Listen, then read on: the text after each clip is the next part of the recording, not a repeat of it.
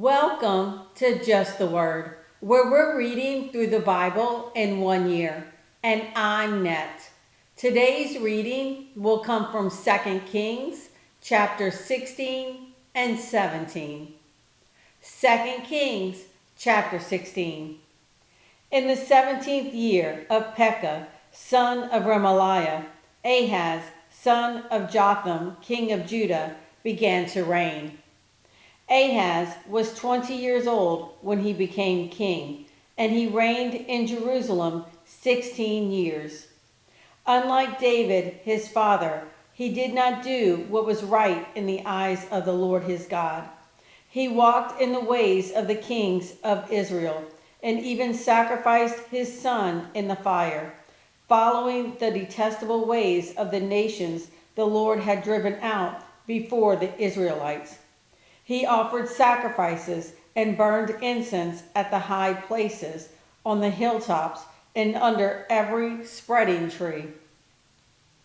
Then Rezin, king of Aram, and Pekah, son of Remaliah, king of Israel, marched up to fight against Jerusalem and besieged Ahaz, but they could not overpower him.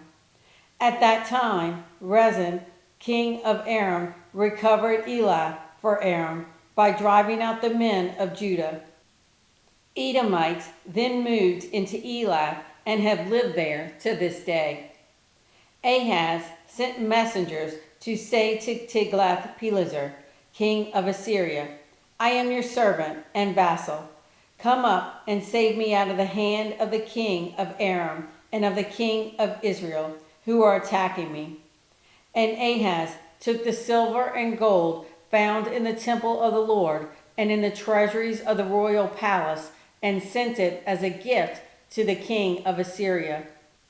The king of Assyria complied by attacking Damascus and capturing it. He deported its inhabitants to Kir and put Rezin to death. Then King Ahaz went to Damascus to meet Tiglath-Pileser, king of Assyria. He saw an altar in Damascus and sent to Uriah the priest a sketch of the altar, with detailed plans for its construction. So Uriah the priest built an altar in accordance with all the plans that King Ahaz had sent from Damascus, and finished it before King Ahaz returned. When the king came back from Damascus and saw the altar, he approached it and presented offerings on it. He offered up his burnt offering and grain offering, poured out his drink offering, and sprinkled the blood of his fellowship offerings on the altar. The bronze altar that stood before the Lord he brought from the front of the temple, from between the new altar and the temple of the Lord, and put it on the north side of the new altar. King Ahaz then gave these orders to Uriah the priest. On the large new altar, offer the morning burnt offering and the evening grain offering, the king's burnt offering and his grain offering, and the burnt offering of all the people of the land, and their grain offering and their drink offering. Sprinkle on the altar all the blood of the burnt offerings and sacrifices. But I will use the bronze altar for seeking guidance. And Uriah the priest did just as King Ahaz had ordered. King Ahaz took away the side panels and removed the basins from the movable stands. He removed the sea from the bronze bowls that supported it and set it on a stone base. He took away the Sabbath canopy that had been built at the temple and removed the royal entryway outside the temple of the Lord in deference to the king of Assyria. As for the other events of the reign of Ahaz and what he did, are they not written in the book of the annals of the kings of Judah? Ahaz rested with his fathers and was buried with them in the city of David. And Hezekiah his son succeeded him as king. 2 Kings chapter 17. In the 12th year of Ahaz, king of Judah. Hoshea, son of Elah, became king of Israel in Samaria, and he reigned 9 years. He did evil in the eyes of the Lord, but not like the kings of Israel who preceded him. Shalmaneser, king of Assyria, came up to attack Hoshea, who had been Shalmaneser's vassal and had paid him tribute.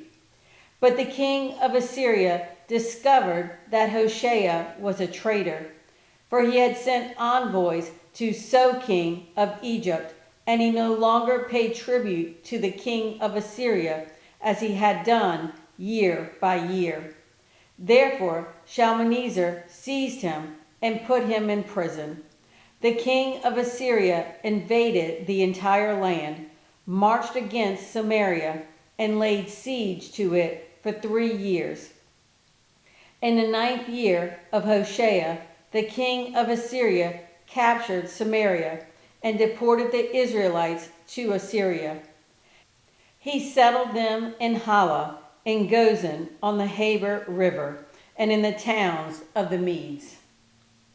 All this took place because the Israelites had sinned against the Lord their God, who had brought them up out of Egypt from under the power of Pharaoh, king of Egypt.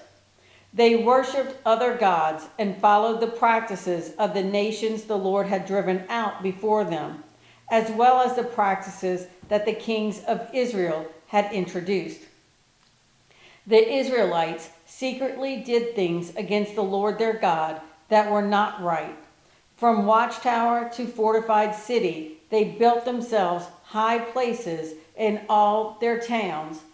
They set up sacred stones and Asherah poles on every high hill and under every spreading tree. At every high place they burned incense, as the nations whom the Lord had driven out before them had done. They did wicked things that provoked the Lord to anger. They worshipped idols, though the Lord had said, "You shall not do this." The Lord warned Israel and Judah through all his prophets and seers. Turn from your evil ways, observe my commands and decrees, in accordance with the entire law that I commanded your fathers to obey, and that I delivered to you through my servants, the prophets. But they would not listen, and were as stiff-necked as their fathers, who did not trust in the Lord their God. They rejected his decrees and the covenant he had made with their fathers and the warnings he had given them. They followed worthless idols and themselves became worthless. They imitated the nations around them, although the Lord had ordered them, "Do not do as they do." And they did the things the Lord had forbidden them to do. They forsook all the commands of the Lord their God and made for themselves 2 idols cast in the shape of calves and an Asherah pole. They bowed down to all the starry host, and they worshipped Baal. They sacrificed their sons and daughters in the fire. They practiced divination and sorcery and sold themselves to do evil in the eyes of the Lord, provoking him to anger. So the Lord was very angry with Israel and removed them from his presence. Only the tribe of Judah was left, and even Judah did not keep the commands of the Lord their God. They followed the practices Israel had introduced. Therefore, the Lord rejected all the people of Israel. He afflicted them and gave them into the hands of plunderers until he thrust them from his presence. When he tore Israel away from the house of David, they made Jeroboam, son of Nebat, their king. Jeroboam enticed Israel away from following the Lord and caused them to commit a great sin. The Israelites persisted in all the sins of Jeroboam and did not turn away from them until the Lord removed them from his presence, as he had warned through all his servants, the prophets. So the people of Israel were taken from their homeland into exile in Assyria, and they are still there.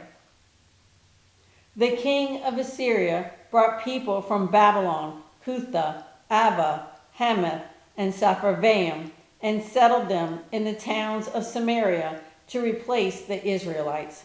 They took over Samaria and lived in its towns. When they first lived there, they did not worship the Lord. So he sent lions among them, and they killed some of the people. It was reported to the king of Assyria, "The people you deported and resettled in the towns of Samaria do not know what the God of that country requires. He has sent lions among them, which are killing them off, because the people do not know what he requires." Then the king of Assyria gave this order: "Have one of the priests you took captive from Samaria go back to live there and teach the people what the God of the land requires." So one of the priests who had been exiled from Samaria came to live in Bethel and taught them how to worship the Lord. Nevertheless, each national group made its own gods in the several towns where they settled, and set them up in the shrines the people of Samaria had made at the high places. The men from Babylon made Succoth-Benoth. The men from Cutha made Nergal, and the men from Hamath made Ashima. The Avites made Nibhaz and Tartak, and the Sepharvites burned their children in the fire as sacrifices to Adrimelech and Animelech, the gods of Sepharvaim. They worshipped the Lord, but they also appointed all sorts of their own people to officiate for them as priests in the shrines at the high places. They worshipped the Lord, but they also served their own gods in accordance with the customs of the nations from which they had been brought. To this day, they persist in their former practices. They neither worship the Lord nor adhere to the decrees and ordinances, the laws and commands that the Lord gave the descendants of Jacob, whom he named Israel. When the Lord made a covenant with the Israelites, he commanded them, "Do not worship any other gods or bow down to them, serve them, or sacrifice to them. But the Lord, who brought you up out of Egypt with mighty power and outstretched arm, is the one you must worship. To him you shall bow down, and to him offer sacrifices. You must always be careful to keep the decrees and ordinances, the laws and commands he wrote for you. Do not worship other gods. Do not forget the covenant I have made with you, and do not worship other gods. Rather, worship the Lord your God. It is he who will deliver you from the hand of all your enemies." They would not listen, however, but persisted in their former practices. Even while these people were worshiping the Lord, they were serving their idols. To this day, their children and grandchildren continue to do as their fathers did. Thanks for joining Just the Word. See you tomorrow.